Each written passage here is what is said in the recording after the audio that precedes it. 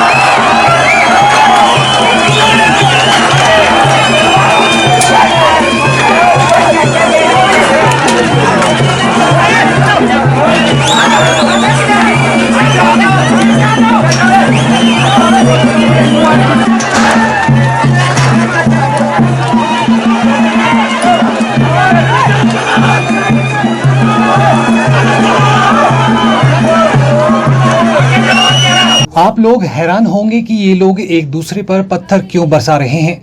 आपको बता दें कि ये कोई लड़ाई नहीं है, ये है सदियों से चली आ रही आस्था। दरअसल हिमाचल प्रदेश की राजधानी शिमला से करीब 30 किलोमीटर दूर धामी के हलोग में पत्थरों का अनोखा मेला लगता है। सदियों से मनाए जा रहे इस मेले को पत्थर का मेला या खेल कहा जाता है। दीपावली से दूसरे दिन मनाए जाने वाले इस मेले में दो समुदायों के बीच पत्थरों की जमकर बरसात होती है, जिसका नमूना शुक्रवार को भी धामी में देखने को मिला, जहां दोनों तरफ से पत्थरों की जमकर बरसात हुई। ये सिलसिला तब तक जारी रहा जब तक कि एक पक्ष लहूलुहान नहीं हो गया। मेले की शुरुआत राज परिवार के नरसिंह पूजन के साथ होती है। सालों से चली आ रही इस परंपरा में सैकड़ों की संख्या में लोग धामी मैदान में एकत्रित होते हैं। धामी रियासत के राजा पूरे शाही अंदाज में मेले वाले स्थान पर पहुंच जाते हैं। माना जाता है कि पहले यहां हर वर्ष भद्रकाली को नर बलि दी जाती थी, लेकिन धामी रियासत की रानी ने सती होने से पहले नर बलि को बंद करने का हुक्म दिया। इसके बाद पशु बलि शुरू हुई। कालांतर में इसे भी बंद कर दिया गया। तत्पश्चात पत्थर का मेला शुरू किया गया। मेले में पत्थर से लगी चोट के बाद जब किसी व्यक्ति का खून निकलता है तो उसका तिलक मां भद्रकाली के चबूतरे में लगाया जाता है। राजवंश व लोगों का दावा है कि आज तक पत्थर लगने से किसी की जान नहीं गई। इस दौरान यदि राज परिवार में किसी की मौत हो जाती है तो पहले मेले की रस्म निभाई जाती है, उसके बाद दाह संस्कार किया जाता है। देखिए, ये मेला तो हमारे धामी क्षेत्र के लिए बहुत ही महत्वपूर्ण मेला है। ये हमेशा दिवाली के अगले दिन मनाया जाता है। तो इसकी कहानी इस तरह है कि जब सदियों प्राचीन काल में जब मानव बलि हुआ करती थी, तो मानव बलि एक उस वक्त भद्रकाली को उसका तिलक लगाया जाता था मानव बलि करके। और वो भद्रकाली को इसलिए लगाया जाता था कि वहाँ पे क्या बोलते, हमारे ये माना जाता था कि धामी क्षेत्र में रक्त लगाने के बाद, तिलक होने करने के बाद कोई आपदा नहीं आती, कोई बीमारी नहीं आती, कोई सुख समृद्धि बनी रहती है।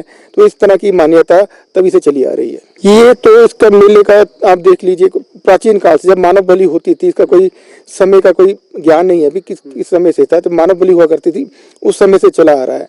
तो इसमें ऐसा था कि भी जो हमारे खुंद बनाए गए थे, तो इन खुंदों में आपस में ही खेला जाता था। जो मैंने आपको बताया कि ये खुंद थे, तो उस खुंदों में खेला जाता था। और आज भी वही खुंद जो परमिशन होती है खेलने की, और बाकी जो बाहर से लोग आते हैं उनको ये परमिशन नहीं है कि वो वहाँ पे उसमें पार्टिसिपेट करें। ये मेला जब ये खुंद आपस में भिड़ते हैं और उसके बाद जब किसी खुंद में से किसी व्यक्ति को खून लग जाता है, उसके बाद हरा झंडा दिखाया जाता है और भद्रकाली को उसका तिलक होता है। उसके बाद मेला खत्म। मेला लगभग 300 वर्ष से शुरू हुआ है।